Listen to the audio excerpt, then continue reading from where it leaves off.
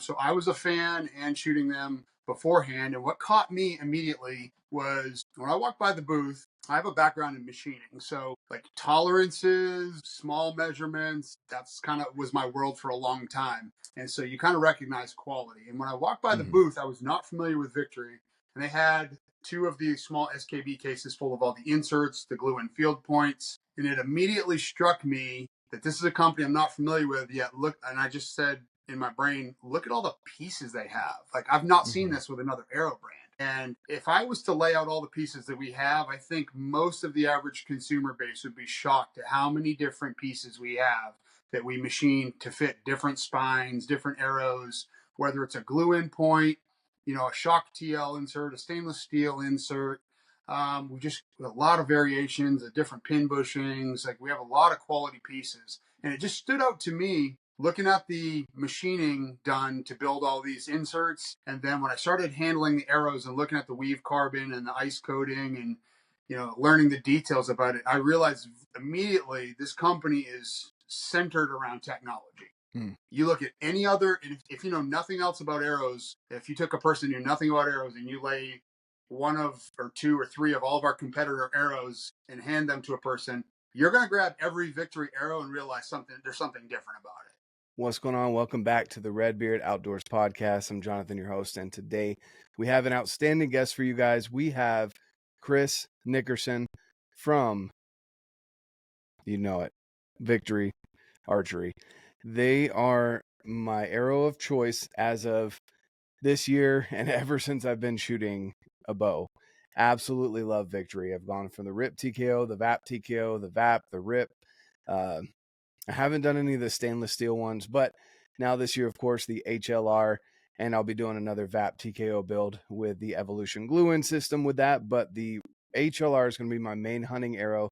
Absolutely love that thing. So we're getting into Victory Archery and who Chris is as well over there at Victory, and why he loves Victory as well, and why he's been working for them for years and continues to do so and believes in the product and continues to want to push and create even better products. So we're going to get into that today, guys. Before we get into that, I do have a couple things. First, a reminder that if you haven't gotten into the SX4 spotting scope giveaway from Leupold, 65 millimeter Gen 2 SX4, you're going to want to get into that. No purchase required. Check out the link down below. The only stipulation is we have to hit 6,000 subscribers before I give this thing away. So share these videos with your friends. Bring them over to the channel. Let's get subscribed so we can get this spotting scope in someone's hands, one of your lucky hands, before the season kicks off. I want to get this to you guys well before that, even before Total Archery Challenge, so you can take it out there and get some awesome Digiscope footage of you and your friends while you're out there shooting targets in the mountains or wherever it is that you're shooting. So there's that one. And then, of course, I want to go through and read some reviews of the podcast. I'm going to give away some more swag. We're going to give away some first Phorm swag to a lucky person that's given a review on the podcast. So to be able to obviously get in to enter that, all you have to do is go over to Spotify or Apple Podcasts and leave a review, 5 stars and a comment, and I'd be more than happy to pick your name and read it here live. Okay. I recently listened to the Josh Smith podcast. It was great. 2 awesome people talking about the value of keeping good people around you and that hard work pays off. Such a great listen. So Caden Schul, if you're listening to this, thank you so much. I really appreciate the review. Send me an email, redbeardoutdoors1@gmail.com. Let me know who you are, what address I need to send this over to, and we'll get some stuff shipped out to you. So I appreciate that. Now, guys, I really appreciate each and every one of you as you continue to tune into the podcast, as things continue to grow. And I'm starting to add some more things to the YouTube channel. So if you're not watching this on YouTube, definitely go over to YouTube. We'll be doing bow builds. And I don't know why we call it bow builds, but a bow build, bow put together, bow assembly. We're going to be doing those things along with other style of reviews that are not just talking head reviews like what I've been doing. With that being said, guys, let's get into this conversation here with Chris Nickerson and Victory Archery. Welcome back to the RedBeard Outdoors podcast, guys. Today, I've got an amazing guest here with Chris Nickerson. Chris is We're going to get into how Chris and I officially met in person, because that's always a funny story. I love telling everyone at Victory that I get to talk to you about it, because they're like, wait, what? But it's a hilarious story. We'll get into that. It was at ATA, so it is worth going to ATA sometimes, if you're not a dealer, and going out to those good steaks shops that they've got there. But with that, we're going to get into today a little bit about Chris, so you guys get to know Chris. He's a local rep, a regional rep out there in the Texas area for Victory and many other companies, like you see SKB, the shirt that he's got on right now, and a couple of other companies as well that he reps for. Chris has been through a lot this last year with a car wreck that he should be dead, and I'm very grateful that he's not. And also just so many other things with shifts in the industry, a new arrow, multiple arrows by Victory, and a couple of other things going on as well in his life that we'll get into. But and then of course, guys, stay tuned as we get into a little bit more talk about the HLR. You guys have seen my video on that already, and then I'm going to be doing a recap on that video as well here post whitetail and hunting season and everything like that. So with that being said, Chris, who are you for people that don't know who you are? Well, thanks, Jonathan. Yeah, Chris Nickerson. I live in Texas, and I've had a little bit of an interesting story and background. I grew up in Maine. I was actually born here in Texas, but lived most of my life in Maine. Left New England, went to Florida for a bit, ended up here in Texas again, where my sister and the rest of my family is at. And been self-employed a lot. Worked as a machinist for a lot of years. I've had various backgrounds, but I came over here as a rep for Gartland and Associates, who is the rep group that handles Victory, SKB. We handle Latitude, Grizzly Coolers, Halo Knox. We've got a lot of brands. I think it's 19 or 20 in total. But I'm in my fourth year now in this capacity. Yeah, as you mentioned, I'm a regional rep. I cover Texas, Louisiana, and all of Mississippi as well. So I've got a pretty large territory. There are reps that we have that cover more states, but just Texas alone is a beast. So I was actually at an NBS show this weekend, and so you caught me at home today, and then I'm right back on the road again tomorrow. We are in our busy season right now. So for people that don't know, us reps, at least the good ones, we're out here on the road a lot. We're shaking hands, talking to our dealers, building relationships, in and out of hundreds of shops a year, multiple times a year. There's a lot of behind the scenes that people don't understand. A lot of my friends are like, man, that must be a fun job, must be great. And yes, it is. But I was up here last night at 9:00 on my computer, still typing emails and putting in orders, and got a quick break today, and then I'm back on the road, and I'll be thousands of miles on the road this week. So it's a lot of behind the scenes to this job, but it is also a great job, and I love it. Much like what you do in your capacity over there, you're doing this because you love it. Same for me. I don't see myself ever becoming an independently wealthy billionaire doing this, but that's okay, because the quality of life that I get, out with this type of career path is definitely worth it. I love it, so I wouldn't want to do anything different. Exactly. I'm right there with you, man. I'm definitely not in the game to be a billionaire, or one day I do hope to be a millionaire, right? That is the goal, right? To be financially independent, so I can pass that down to my kids, and hopefully they can learn from my mistakes financially, because I really do suck at finances. That's something I'm awful at. Luckily I've got an amazing wife that is an accountant, and keeps me on track, as they're going through things. But no, with that, I definitely agree, man. It's a, people might say that they wish that they did maybe what you did. They work in the industry, the outdoors industry, or whatever. And honestly, I don't know many people that work in the outdoor industry or do things like myself or yourself that aren't up late at night, or have early mornings, late nights, trade shows, that have things going on, or have an actual job like I do. You've got your 9 to 5 is in the industry. Mine is not in the outdoors industry. And so I work that job and do all these things on the side as well, to make sure my family's taken care of first. So, with all of that, for people looking to get into it, it's not for the faint of heart, and you're definitely not in it to get, like you said, to be a billionaire. That's not going to happen. Sure. But you do. My fiance tells people all the time when we're having conversations about what I do, people that we meet and whatnot, and she tells them, he works 7 days a week, and I feel like saying that's not true. Don't try to brag up how much I work, but it is kind of true. my phone is always on, and I pride myself personally on being available as much as possible. Now, you call me at Sunday night at 10 o'clock on Sunday night, I'm probably not going to answer my phone. I'll get back with you Monday morning, but I really do truly answer my phone almost all the time. And heck, I mean, I've got photos this past year. My buddy Coda Dern, he took a photo of me while we were mule deer hunting.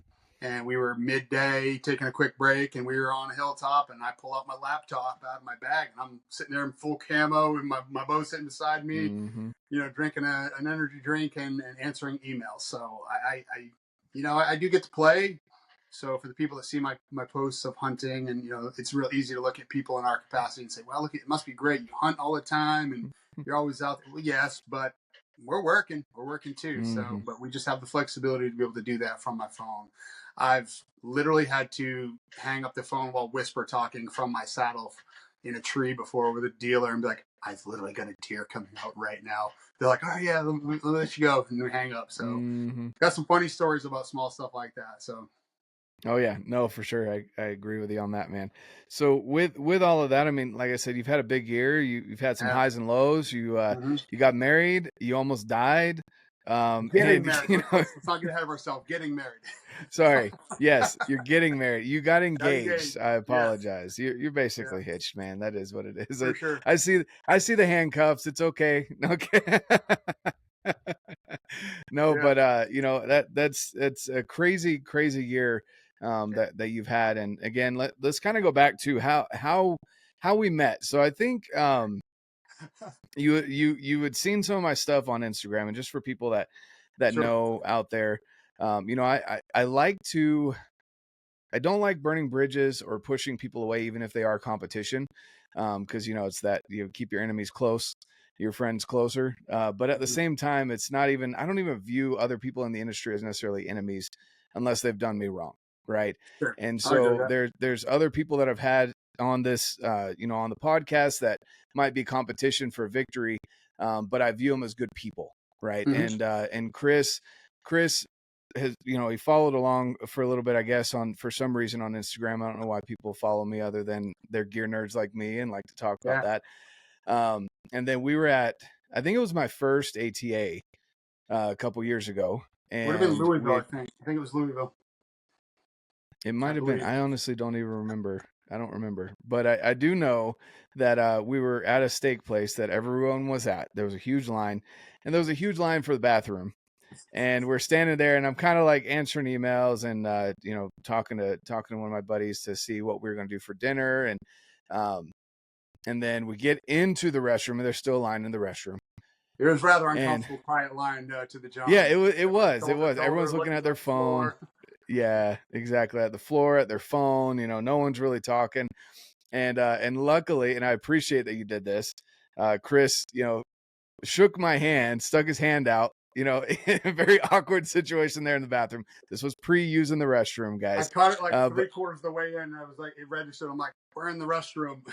Yeah. But so he sticks his hand out. He's like, hey, I think I recognize you're RedBeard, right? And I was like, yeah, like, I mean, cool, so we shake hands and then we're talking about how he's victory rep. And I'd been shooting victory since I started shooting a bow, just because Wild Arrow was, I mean, at the time, and it's still, victory has the lightest GPI arrow, strong and light arrows. That's what victory does really well. And at the time, the Rip TKO was the way that Wild Arrow had gotten me started in shooting. Is just, again, I wanted to have a lighter, fast arrow, anywhere between that 420 to 450 range. And even, the VAPs that I shot at some point, the RIP TKOs, and then the VAP TKOs were all within that 420 to 460 range as I was building things out. And so I absolutely love victories, had success with them, and had been shooting them for, the whole time, and didn't have any relationship with victory at that point. Just, that's what I shot. And, Chris shook my hand and we got to talking. But I don't think I've ever asked you, from your point of view, what made you want to shake my hand there in the bathroom? Again, guys, pre using the restroom. Okay? Yeah, and I think I said that right in the covers. I was like, man, I know it's a little weird, but hey, we're pre urinal here, so I think we're in the clear. But it was a little bit awkward, but also hilarious at the same time. We got a lot of chuckles from the other dudes that were around us too. It was pretty funny. But You know, what my recollection of when I started following you was you had come on my radar because I had intentionally started trying to manipulate the algorithm on Instagram to get rid of boobs and crazy stuff that I didn't want to see. And I was just like fighting content, hunting content. And you had, I don't know how, but had come across my radar. You were doing a lot of the workout and shoot videos, I think in some kind of your earlier stuff. And I just started following. I actually watched your transition with you getting a little healthier and dropping some weight, and watched you go through that process. So like anyone else that watches content, whether it's a podcast or just videos, you see somebody grow and go through a process. I hear Joe Rogan talk about this a lot, where people will approach him and they say, "Oh, I feel like I know you." There's something to that kind of connection, and I think there was a little bit of that there, where I'd seen you go through the process and just wanted to say hello and let you know that I was watching. And I'm that type of guy where I try to let people know that are, when they're out there doing good things that catch my eye. I'll let them know. I have dealers that do that with their content, and I try to help guide them. So I guess that was just my kind of way of saying, hey, I live across the country, but I see you, and appreciate it and keep up the good work, kind of thing. And then, we just kind of naturally spawned a friendship and, business relationship from there too. So Yeah. Yeah, no, I definitely appreciate that aspect. And yeah, so Chris and I obviously meshed on the Victory thing, and again, still absolutely love Victory arrows, and that's why, I shot the HLR during the whitetail season, and pre that I was shooting my glue in VAP TKOs, and then of course the RIP TKO that I had built. And so though, all of that to be said, until recently, and everyone knows obviously about, the Easton arrows that have come out that have dropped weight. There was no one close to Victory's weight on a 5mm arrow. And even on the 4mm, which are typically a little bit higher GPI, because of the thicker wall, Victory still had it, and still does have it by a long shot on the 4mm. Yeah, exactly. And so, for people that are high on FOC, which again, I typically fall anywhere between 14 to 17% FOC. For people that want to nerd out about that, I can go measure it if you really need me to, but it's usually about 14 to 17% FOC. I usually run about 175 up front. Sometimes I get crazy and throw 200 up there, total between the insert and everything. And Victory just always flies true. They're durable arrows, and they do a really good job there. But with from your perspective, what outside of working for, the rep company that you work for, what is the reason why you like Victory so much when there really are some good options out there? What stands out to you about Victory? Sure. So I was shooting Victory before I worked for the brand in any capacity. I ran across a couple of guys that were reps for Victory at one of the San Antonio Total Archery Challenges a couple years before I came on working for them. And much like you and I's connection, I became friends with them, stayed in touch. Position became available. They reached out to me. So I was a fan and shooting them beforehand. And what caught me immediately was when I walked by the booth, I have a background in machining. So, like tolerances, small measurements, that's kind of was my world for a long time. And so you kind of recognize quality. And when I walked by the booth, I was not familiar with Victory. And they had two of these small SKB cases full of all the inserts, the glue and field points. And it immediately struck me that this is a company I'm not familiar with yet. Look, and I just said in my brain, look at all the pieces they have. Like, I've not seen this with another arrow brand. And if I was to lay out all the pieces that we have, I think most of the average consumer base would be shocked at how many different pieces we have that we machine to fit different spines, different arrows, whether it's a glue-in point, a shock TL insert, a stainless steel insert. We just a lot of variations, of different pin bushings. Like, we have a lot of quality pieces, and it just stood out to me looking at the machining done to build all these inserts. And then when I started handling the arrows and looking at the weave carbon and the ice coating and, learning the details about it, I realized immediately this company is centered around technology. You look at any other, if you know nothing else about arrows, if you took a person who knew nothing about arrows and you lay one of or two or three of all of our competitor arrows and hand them to a person, you're going to grab every Victory arrow and realize there's something different about it. And that's because of our ice coating. That stands out. Yep. We have a nano ceramic ice coating that's applied to the arrows that makes it a lot slicker and it doesn't have that rough carbon look. So that stood out to me. And so as I kind of went down the rabbit hole of research, I realized that the company was very centered on technology and the small details. They're not just pumping out another carbon shaft that's made out of some standard cookie sheet, carbon like a lot of other manufacturers use. And that's because one of our parent companies actually, owns the manufacturing process that builds the carbon. So we're able to mix and match and do all kinds of crazy things that a lot of other companies can't do. So that's what caught my eye. It just seemed like a technology-based company, and they were into the finer details. And being kind of a machinist nerd that with a high performance engine background, I was kind of geek out on the performance side of things. I raced cars, I raced snowmobiles. And so technology and something being that much better than the next guy has always been important to me. So that's really what caught my eye at first. No, that's awesome. That's awesome. And I would agree. There's definitely, and guys, this is the HLR. Again, I've shown this before. That's such a tight carbon weave right there. And we'll get into that here shortly. Even compared to, hold on, I've got a piece of, I want to make all these like broken pieces of arrows that I have into like pins. But this one's my little short, just for fun arrow that I've made. But yeah, this one was broken off in an animal. And anyway, that's the RIP TKO, guys, versus the HLR. Let's see if I can hold these up next to each other. See how tight that weave is compared to even the RIP TKO, which was a great weave.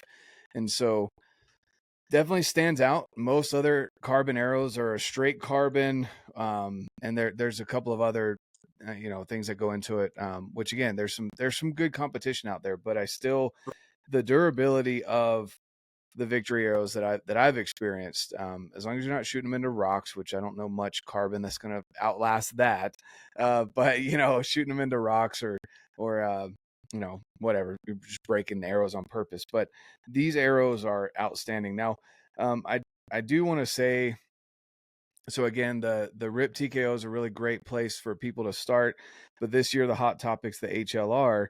And we'll go into, if you guys are into trad archery, I'm sure most people follow me are not much into trad archery because I don't do any trad archery. Eventually I will, but that's a rabbit hole I can't afford time or money wise right now. So I'm still trying to figure out compound bows, and I got to kill a few more things before I get into trad archery. That's its own rabbit hole for sure. Yeah, exactly. Like I left hunting with rifles, which that might change this year, but I left that for archery because I wanted more of a challenge, but I'm not quite ready for the trad challenge yet. I still need to get better at compound archery first. Break out the loincloth, get some moccasins, and just go all out, man. I think you've got a whole new level of content. Yeah, just go full. Yeah, and then you got the trad guys that are like, oh, but that's an aluminum riser trad bow, and it's not trad, whatever. I'm not ready for all of that. Arrow, a whole new meaning if you go down that path. Yeah, exactly. Yeah, exactly. Yeah, the get wild catchphrase that we're using over there. I'm just full of ideas. You're welcome. Yeah, exactly. So let's get into this arrow, because again, we've mentioned some of my favorite arrows by far. And then even Chris was kind enough to send out some rips for my son, which a rip is still an amazing arrow. It doesn't have the weave that the RIP TKO does or the VAP TKO, but the rips and the VAPs are still amazing arrows, great GPI for what they are. And my son almost got his first mule deer this year, and that arrow, we couldn't find that one. I don't know where that ended up, but somewhere in the side of the mountain over there.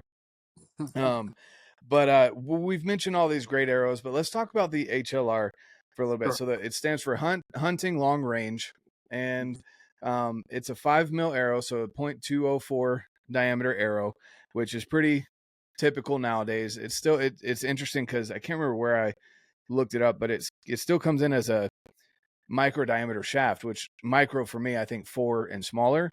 But it's small, right? And the 5 mil has great componentry. There's more lighted nocks that work better with a 5 mil. And honestly, when I bump down to a 4 mil, I prefer glue-in systems anyway, just for the componentry aspect of it and less weak points, bending points and whatnot. But with the 5 mils, and I don't think I can show this on camera, but here's the new insert. It's called the stainless steel insert, right? Or is it, what's the name of this one? It's a stainless steel or SS. Okay. Yeah, so we'll start from the front of the arrow. With a 5 mil, what's really good about it and why I personally like this. Obviously, this is kind of theoretical, and you're not really going to care about bending the front of the arrow too much when it's going through an animal. But if you shoot targets a lot and things like that, you don't want any kind of wobble in the front of your arrow, in the tip. And so that's why I like 5 mil arrows a lot more if you shoot more frequently, because I don't have a field point, but the field point can actually fit down into the shaft, right? Versus a 4 mil, it can't. And that's what causes the bendy point at the front of a 4 mil. So with this stainless steel insert, talk us through a little bit about this, because it's got a little bit of a collar on the outside and then it runs down the shaft. I don't know the exact, do you know how far down the shaft it goes? It's like 7/8 of an inch, somewhere 3/4 to 7/8, somewhere in that area. Okay. It's pretty Awesome. far. Yeah, But so you've got it runs down, and then you can add weights to the back of it as well. You can screw in weights correct. if you Just want thread it to. all the way through. So we have screw in back weights. You can pop your knockout. We have a special wrench. You can feed back weights through the knock end. We have 10 grain, 20 grain, and 50 grain back weights. So it just allows for a lot of tunability. Sweet. Awesome. So yeah, so this comes standard with is it with all or just the elite arrows? No, so any HLR arrow that you get, whether it's in the 1, 3, or 6,000 straightness, is going to have that insert on it. That stainless steel is going to come standard. That's a point that I like to share with most people when they don't understand, when you do an apples to apples comparison with, from our arrow to a competitor's arrow. This comes standard. There are no upcharges for the stainless steel. It doesn't come with just an inexpensive glue-in piece that goes in the shaft. It's a nice high quality component. It does have a little bit of an outside coverage, like you mentioned. It's not as much as our Shock TL insert, which is probably like 5/8 of an inch. I think that's only probably roughly a 16th, roughly. But it's enough to capture the outside of the carbon, so on hard impacts, it's not mushrooming out, blowing out. Through all the testing we've done at our home facility, and the stuff I've seen personally, anecdotally, and other people that I know that have tested them, they're holding up very, very well. It started life in our standard rip arrow that you mentioned that we got your son. The standard rip is a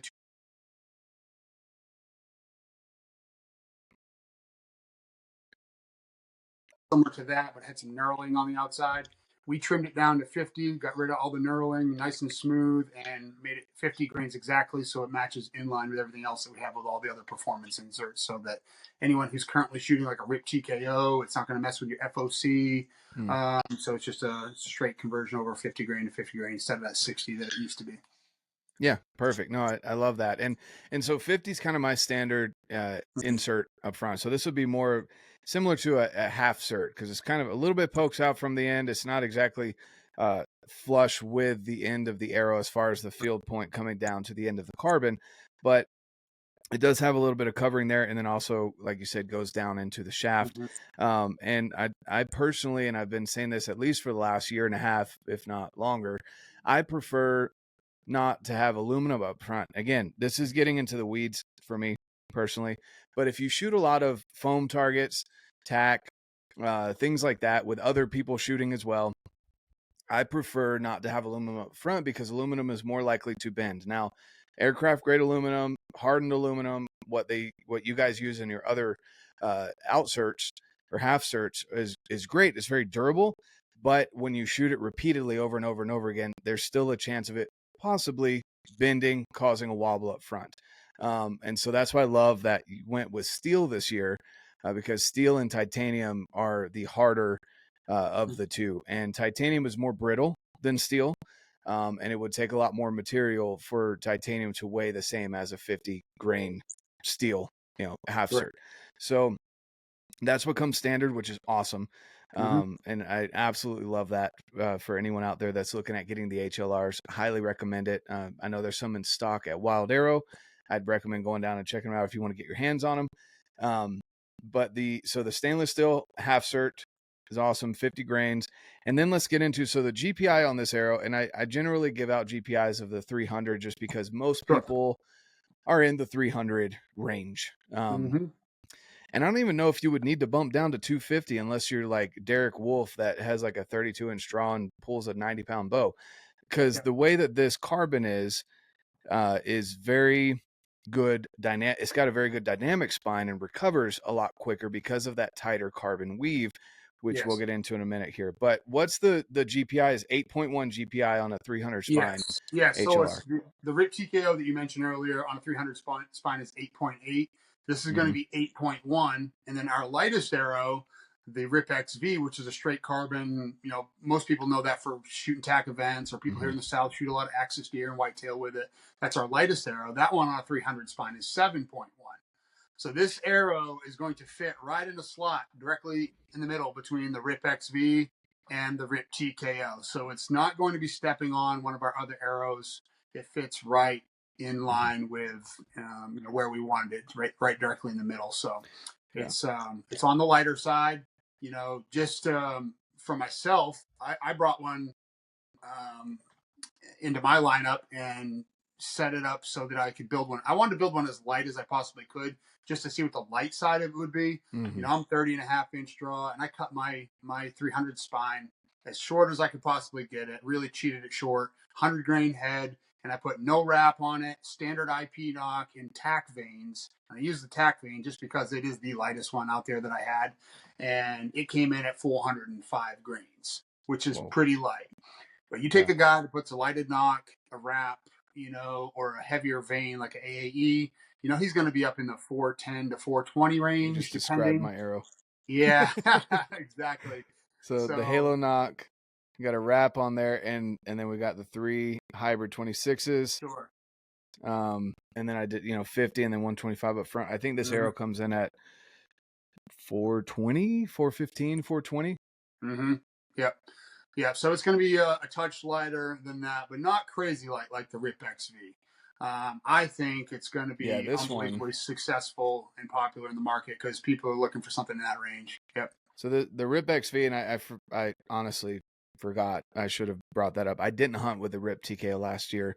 I hunted with the Rip XV until I got the HLRs. And I intentionally had to make this Rip XV heavier because, and I know people push the limits, there's, whatever, but I was pulling an 80-pound bow. I wanted it to at least hit the 5 grains per pound of draw weight that they recommend from the from the bow manufacturers, which you can go, well, I'm not a doctor or whatever the archery doctor would be, so don't take my advice this way, guys, but I know people that go lighter than that. I just feel like that adds a lot of stress to the bow, to the components, to the bearings, to the cams, and everything that takes the brunt of that light arrow and the force that's coming out of a heavier bow. So I try and stick within that 5 grains, at least like the bare minimum 5 grains per pound of draw weight, just so I'm not beating the crap out of my bow more than I already do. So this one, I purposely made it a little bit heavier to where it came in right at 400 grains. And this thing was ripping through even my 70-pound bow. I think this was coming out at either just over or just barely under 300 feet a second for the Rip XV. And for anyone out there that says the durability is not that good, again, unless you're shooting into a rock, I haven't had any issues, and I've put this arrow through a couple animals this year. So, and I could still shoot those arrows again. Going to be a good bit more durable than that too. Oh, 100%. You're correct. The Rip XV, for as light as it is, it's super impressive. It does not have a durability issue when you factor in how light it is. Brief interruption to the podcast. Just want to remind you that it's important to keep your electronics charged when you're out in the back country, when you're on the road, wherever it is that you may be, even if you're international, whatever, you need a reliable charging source. And whether that is a international charging block, which I'm telling you guys, we've traveled out of the country a couple times now, my wife and I, and the Dark Energy battery, or the Dark Energy plug-in, I don't know the name of it, guys, but it has all the different plugs for the various countries all in one block, along with multiple USB-C and USB-A plugs for you to be able to use. Go and check that out. It is a converter block, but you can also use it here in the US. Highly recommend that you go and check that out. Use code REDBEARD to save some money. If you're just sticking here to the US and you need to charge your phone, we have the MagSafe Nano charger right here. This thing is a powerhouse for how small it is. I have the regular sized iPhone. Fits on there like a charm. You definitely want to check out the Nano. Or we have the Poseidon Pro battery pack. This thing is my trusted battery pack no matter where I'm going. I slip this into my backpack with a charger. And most of the time, I get to share it with my wife or my kids. Or if I need it and there's no charging available at an airport, when we're driving, whatever it may be, this thing is great. And again, normal size iPhone right here, very slim. So go check out Dark Energy. Get my favorite battery pack, this one or the Nano or the charging block. Use code RedBeard, save some money, support the show. Now let's get back to the episode. And I give the example of, you'd never buy a Corvette and then be mad that it doesn't haul 14 yards of gravel, like a dump truck. It's built for something. And that Rip XV is built to be super light. It wasn't built to be the most durable. That's what our Rip TKO was built for. And now the HLR is following right in line with the Rip TKO for durability, with a lighter GPI that's very close to the Rip XV. And, there's a reason that, other manufacturers are chasing us with the lighter GPI stuff. And that's because we've all heard the conversations about these crazy heavy arrows. And that was quite a wild trend for a while. But when you start doing the research, and you know this because you talk to these same people, when you're in this industry and you see the people that are actually killing at a high level, they're not running any of that high weight stuff, and there's good reason for it, And so we're way ahead of the curve on the GPIs than anyone else, and have been for several years. And so I'm super proud of this arrow. I think this thing is a home run. Yeah. Oh, for sure. And I couldn't agree more on it. I mean, it's a beautiful looking arrow. Let's talk about the weave on this, because and I know a lot of people listening probably know about the UV arrow. That was a 1K weave. This one is a 3 or 1.5K? 1.5K weave. So explain what that means to people that don't understand that, because again, and we'll look at this, I don't know what the Rip TKO weave is. It's a 3K. I mean, okay. Yeah, and I'll explain what that means. And so in this process, those little squares, the little cross hatches that you see in this industry, that is referred to as a toe, TOE. So what that number means is on the 1.5K, that is 1,500 fibers per toe. So inside of that little square, the toe, there's 1,500 fibers. Now, you might think, well, a TKO is a 3,000. That must be more dense. Well, no, because the toe is a lot bigger. So when you do the math side by side, I haven't done it. It is a denser weave, and that does translate into downrange grouping consistency. That's why we named this arrow what we did, hunting long range. It's not because we want everyone to hunt animals at long range with it. It's because at long range, this arrow groups much, much tighter. You mentioned the recovery rate earlier, and I can speak to that personally, just kind of anecdotally.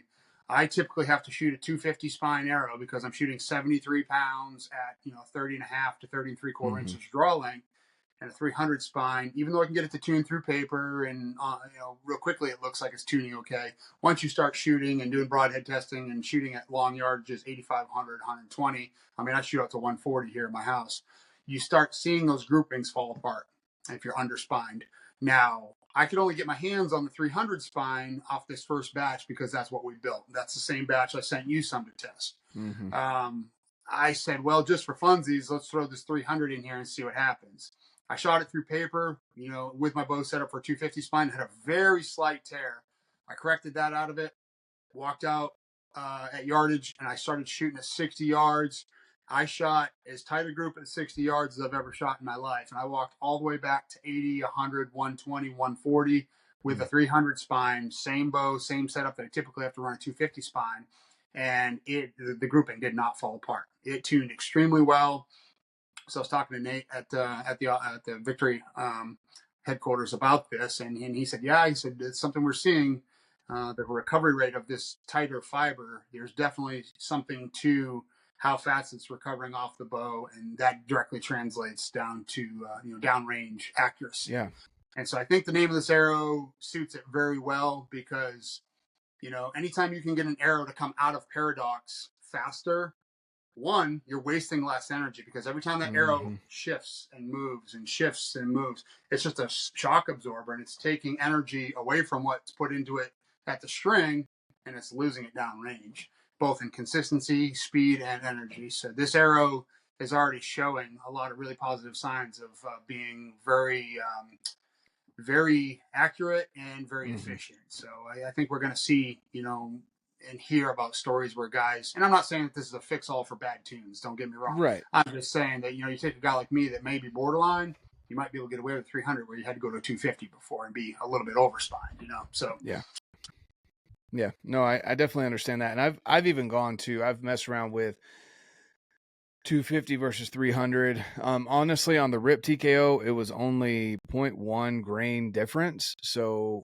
Sure. I usually aired on the more stiff spine if Right. I needed to, if I was trying to add more weight up front or whatever, which again, for people that might be a little new to adding weight up front versus in the back, if you add more weight in the front, it weakens the spine. It's still obviously the same spine number, but it will cause it to be harder to come back to where it needs to be Sure. in that paradoxing, because you're putting weight up front. If you put more weight in the back, it quote unquote stiffens the spine because it's taking more of that weight from, or I guess the energy from the string in the back versus trying to push something that's heavier in the front and making it bend more. Which that's the Right. other thing too that I noticed about this HLR versus like the RIP TKO or even the RIP XV. Like I can't really bend this arrow. It's a lot stiffer even at 300 spine. Mm-hmm. It doesn't want to bend or give nearly as much, which is interesting. Again, it's the same spine. It's just you can tell it's a lot denser. And I've had really good success with it. Unfortunately, at the time of this recording, I'm still waiting on my bow for this year, and you can see that if I can get my fingers right, here we go. The bow back there doesn't have a sight on it because I sent my sight back to dialed, because I wanted them to take a look at it after I had put it through the ringer like I wasn't supposed to, and dropped it out of a tree stand. It fell over. I don't know how many times my bow fell over while I was glassing and a gust of wind knocked it over and all that crap. So I wanted dialed to see what damage I had caused to their sight, being the toddler that I am, I guess, when I'm hunting. And anyway, got it back. The sight's great. I'll do a video on that later. But anyway, Sure. I don't have a bow that I can shoot out to distance right now. I Mm-hmm. got these sighted in for, I think, 40 to 50 yards for whitetail, Mm-hmm. because I got it just in time for whitetail in December, and that was fun. Knocked down a couple whitetails with them, and absolutely loved the way the arrow was flying. But again, that was shorter distances. I Sure. want to take it out to 100 plus and see how Sure. things are going. So I do I that pretty will. regularly, and Mhm, just for a side by side comparison, in case someone's wondering, so my bow was set up for RIP TKO, and I shoot this year. I because I'm the rep for HHA, also I had the ability to have the new nitrix that we just launched way early this year. I had it I mhm, think in October, so I got to play with it very early. I set it up for my RIP TKO, and I was using a vertical two pin, and I could get with my top pin, I could get back to it was like 118 or 120 yards before I started getting fletching contact on my sight housing. This arrow, even though it's not a whole lot lighter, we're only talking 20 something grains lighter, not mhm. crazy. I was able to get 142 yards out of the same exact setup before I got fletching contact at all, Wow. and that's using my top pin on a Yeah. two pin setup. So it translated to quite a flatter trajectory. I was super Yeah. impressed. Oh, that is awesome. That is awesome.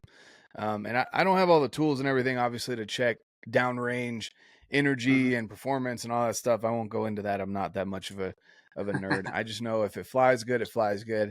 Sure. And again, just in your hands, like you said, when you feel this arrow, the ice coating is something I've always loved from Victory. It's really nice to be able to pull out of targets. Again, if you're going Mhm. to Total Archery Challenge or anything like that, you get to see the people that have arrows that don't have the ice coating and are either lubing Mhm. their arrows consistently, or they just have to fight harder to pull them out, and that's Yeah. never fun. So Yeah. yeah, I don't know. I'm really excited about this arrow this year. I'm gonna build out some more, and then throw them through my bows that we're building out this year, and do some long range testing with them and see. And I guess with that, let's see here. Are there any other common questions that you get about this arrow that maybe you want to hit on? Price. Mm, People ask me about price because there are some really expensive arrows on the market right now, mm-hmm, and this arrow is falling right in line with our RIP TKO. It's only like less than $10 more a dozen than a RIP TKO with the stainless steel insert and everything. So it's right there in line. It's not some crazy expensive price jump for a special arrow. We don't mm-hmm, charge extra upcharges for weight matching all of our arrows. We actually, that's something that people don't realize about Victory, is that we we weight match all of our arrows as standard operating procedure. If you flip the package around, it says right on the back they're all weight matched. That's not something we upcharge for. It is just our baseline standard at Victory. So I'm super proud of that. You always know what weight match what batch weight arrows you're getting, and they are sorted that way with every arrow. So there's no big upcharge for that. The HLR also, what's special about something the way we're building it this year that's different than before is we're getting a lot more requests from shops for left helical because a lot of newer bows are clocking left. So the HLR only this year, we're going to be factory fletching. If you buy pre-fletched 6-packs or buy them as a larger quantity pre-fletched, they're going to be left helical with the 2.6 hybrid AAE vane factory. There's no upcharge for that either. So I know some other manufacturers are upcharging for all these little things. We are not. It's just standard operating procedure for us. Sweet. Awesome. So slight left helical, 3 AAE hybrid 26s, which for you guys out there, I mean, this is what I've got here.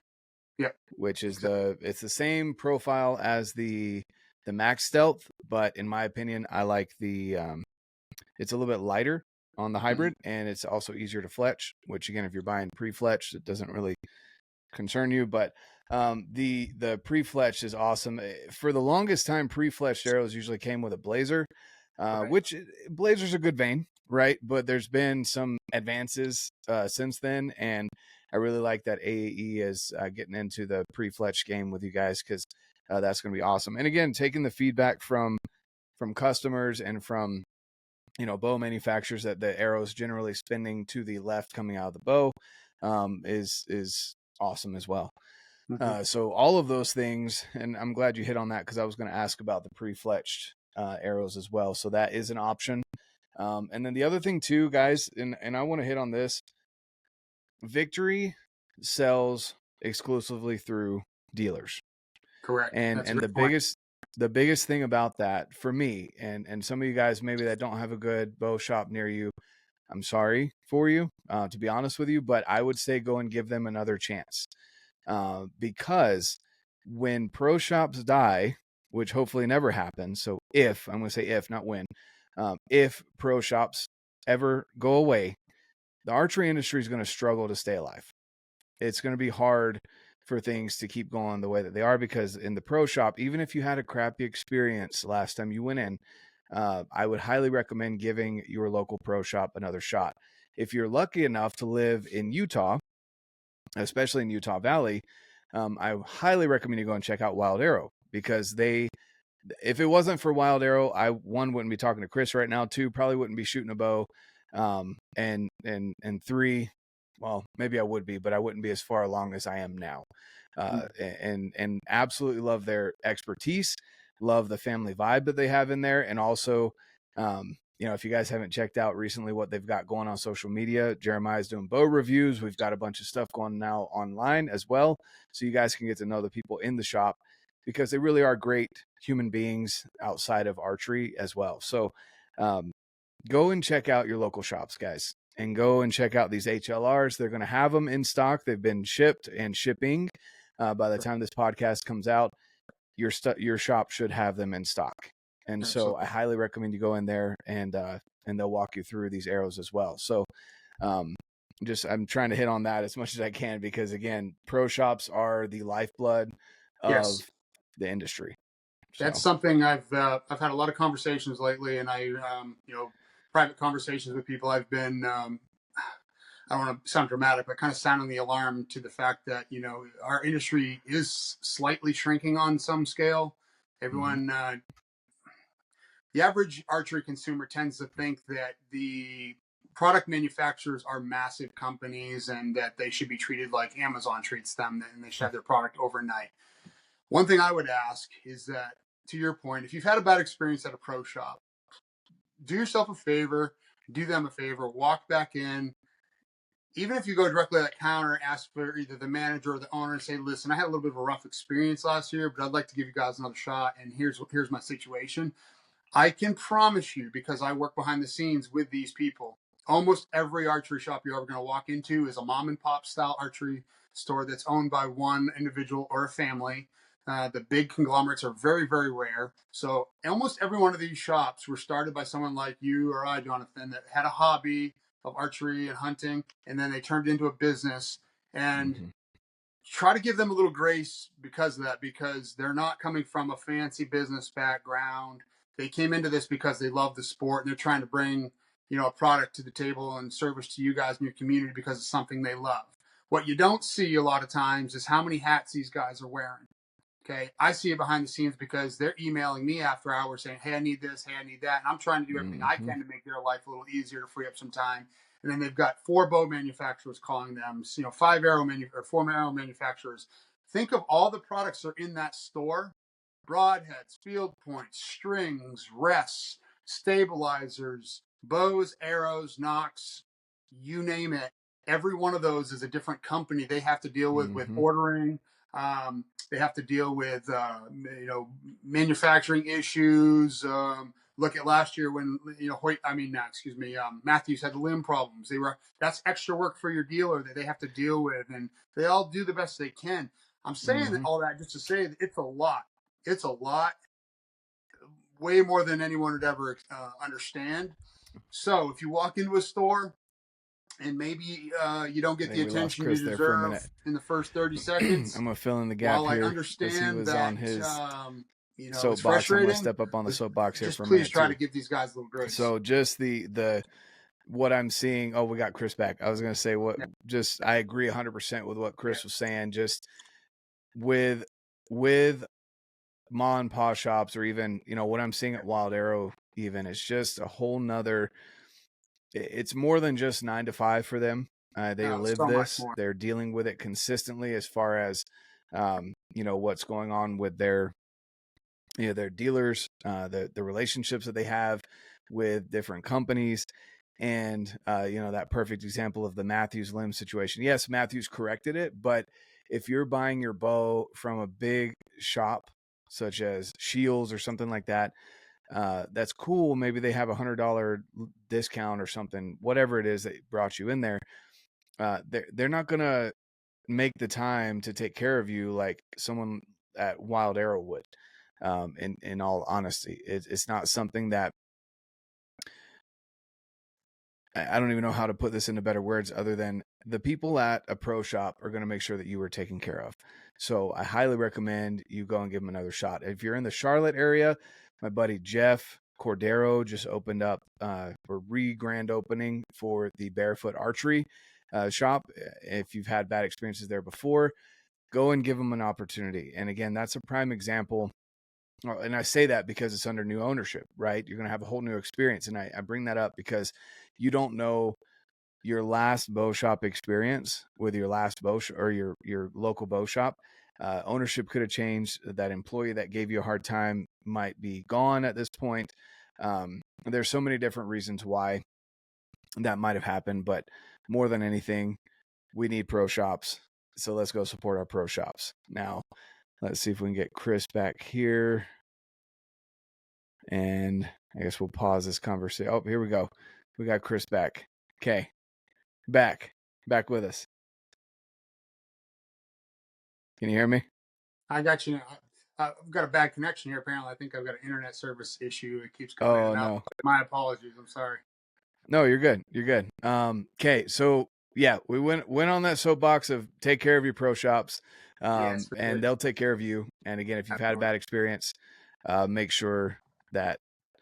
All right. Well, we might be having some technical difficulties here. If we can get Chris back on, that'd be awesome. If not, guys, there's Chris, my buddy Chris over at Victory. He absolutely loves working with Victory. Obviously, the other companies he works with as well, and his pro shops that he deals with in his regional territory that he's got. But with that being said, I just want to wrap this up here, Chris, with your, I guess, anything else you want to leave with the people before we head out?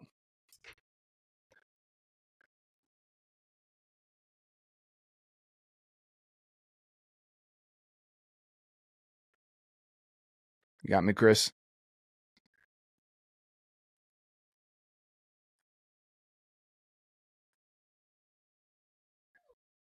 All right, we might be having some technical difficulties here.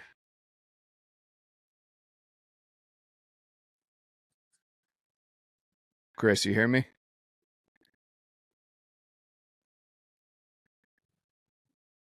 All right. We're going to wrap this up, guys. There's my buddy Chris over at Victory. Hope you guys have a great rest of your day. Like I said, go and check out the new HLRs. There's a new bamboo trad arrow as well that Victory's come out with. And I highly recommend that you go and check that out as well at your local shop. Again, if you've had issues in the past with your pro shop, go and give them another shot. Reach out to me if you want to know how to approach them about that. I'm more than happy to discuss that with you as well. And let's make archery continue to grow and not shrink as we go through 2025. With that being said, guys, have a fantastic rest of your day. And like I always say, get out, live your life, and love it. Hope you enjoyed that episode, guys. Chris is a great individual who's been through a lot and still continues to grind, get after it, and absolutely loves archery, loves what he does, and of course loves Victory Archery, and that's why he's been with him for so long. So go and check out at your local bow shop the new HLRs or any of the other Victory lineup, but the new HLRs are where it's at, guys. I'd recommend going and checking it out. If you are local here to Wild Arrow, which is my shop of choice, go in, check out the HLRs, and go have a conversation with Jeremiah or Mark or anyone else up there. Let them know RedBeard sent you, and they will get you set up with a good set of arrows for this hunting season, for tack season, TAC, not taxes, but tack, Total Archery Challenge season. You're going to want to get your setup as soon as possible so that you can get dialed in and ready and be confident heading into your first archery hunt this year, whatever that may be, whatever the season is. I know Utah starts really early in August, whatever else you may have going on. So check it out, guys. Definitely appreciate you. Don't forget to get entered into the Leupold 65 millimeter spotting scope giveaway. No purchase necessary. Just get entered. Love to be able to give this away to you guys as soon as possible.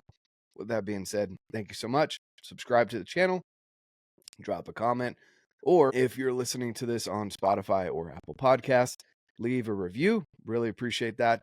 And drop a comment. Thank you so much, guys. Have a fantastic day.